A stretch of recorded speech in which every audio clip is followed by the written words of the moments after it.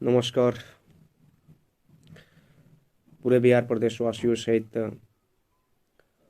समस्त देशवासियों को गणतंत्र दिवस की बहुत सारी बधाई एवं शुभकामनाएं। मित्रों, गणतंत्र दिवस आज देश में गली मोहल्ले नुक्कड़ हर जगह बड़े धूमधाम से मनाया जा रहा है। लेकिन दुखद ये है कि अगले साल किसानों ने अपने हक की लड़ाई के लिए लाल किला तक जाने का काम किया और आज फिर से एक साल बाद यानी 2022 में, अगले साल तो किसानों ने लड़ा, इस साल छात्र लड़ रहे हैं अपने हक के लिए, अपने अधिकार के लिए। और वो कहाँ लड़ रहे हैं? वो लाल किला पे नहीं लड़ रहे, वो रेलवे ट्रैक पे लड़ रहे हैं, जिसके एवज में उनको लड़ाई लड़ना है। क्योंकि आरआरबी एनटीपीसी का रिजल्ट में जो धांधली हुआ है, उस रिजल्ट के लिए उनको लाल किला जाने की जरूरत नहीं है। उस रिजल्ट के लिए वो लोग रेलवे ट्रैक पे आंदोलन कर रहे हैं, लड़ रहे हैं। तो यानी ये जो साल है और ये जो वर्तमान की हिटलरशाही सरकार है, इसके जो सामने, यानी कि 2 साल हुआ इसको आए हुए भी, ज़्यादा समय नहीं। 2014 में सरकार आई, आज 2022 है, ज़्यादा समय नहीं है। 8 साल के भीतर अगले साल किसानों ने लड़ा, इस साल जवान लड़ रहे हैं।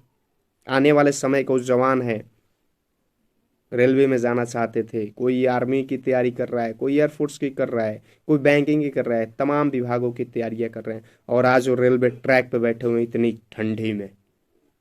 सोचने वाली बात है कि किस तरह से आज हर गणतंत्र दिवस पे हो सकता है अगली बार बेरोजगार लड़े। बेरोजगार तो ये हैं ही जो रोजगार की लड़ाई लड़ रहे हैं। कभी शिक्षक आंदोलन कर रहे हैं, कभी आशा आंदोलन कर रही है, कभी छात्र आंदोलन कर रहे हैं, कभी किसान आंदोलन कर रहे हैं। आप देख सकते हैं इस सरकार में कभी न कभी कोई न कोई आंदोलनरत है, आंदोलन कर रहा है। और ये वर्तमान की सरकार क्या बोलती है कि ये आंदोलन जीवी है, परजीवी है, जिसको जरूरत होता है अपने हक के लिए लड़ता है। आप जब विपक्ष में थे तो सिलेंडर लेकर के और लौकी लेकर के रोड पे बैठते थे। आपके मंत्री स्मृति ईरानी थी, उस समय दिवंगत हो गए अरुण जेटली थे। तमाम लोग रोड पे बैठ के आप लोग आंदोलन कर रहे थे। और आज छात्र, किसान, नौजवान अपने हक के लिए लड़ रहा है, तो आप बोल रहे हो कि आंदोलन जीवी है। ये जो गणतंत्र दिवस है 2021 और 2022 का, सुनहरे अक्षरों में जो इतिहास का सुनहरा अक्षर है उसमें लिखा जाएगा कि एक तरफ लाल किला पे अगले साल किसानों ने झंडा फहराया है, किसानों ने हक की लड़ाई लड़ी, और इस साल जवान रेलवे ट्रैक पे झंडा फहरा करके अपनी लड़ाई लड़ रहे हैं। सोचने वाली बात है कि आखिर क्या जरूरत है इस ठंड में किसानों को, इस ठंड में नौजवानों को, इस ठंड में छात्रों को रोड पे आने की, ट्रैक पे आने की, रेल रोकने की। किसी न किसी को मजबूरी होती है, किसी न किसी को अपने हक की लड़ाई लड़ने के लिए उसको रोड पे आना पड़ता है। और वही काम आज छात्र कर रहे हैं। और एक चीज मैं बताना चाहता हूं कि डरती है दुनिया, डराने वाला चाहिए। और ये मोदी सरकार जो है पिछले वर्ष भी झुकी थी, जब किसानों ने अपने हक की लड़ाई लड़ी तब इसने माफी आकर मांगा। ये सरकार झुकी, आज भी ये सरकार झुक रही है। इसने परीक्षाएं स्थगित कर दी और स्थगित करने के बाद इसमें जांच कमेटी बना करके जांच करने का आदेश दे दिया।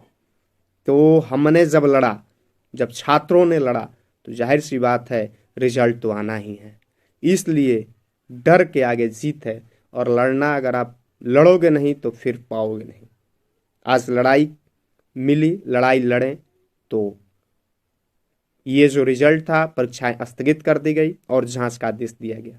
जांच निष्पक्ष होना चाहिए, नहीं तो छात्र भी हैं, रेलवे ट्रैक भी है, हर चीज़ है। इसको भूलना नहीं चाहिए इस वर्तमान सरकार को।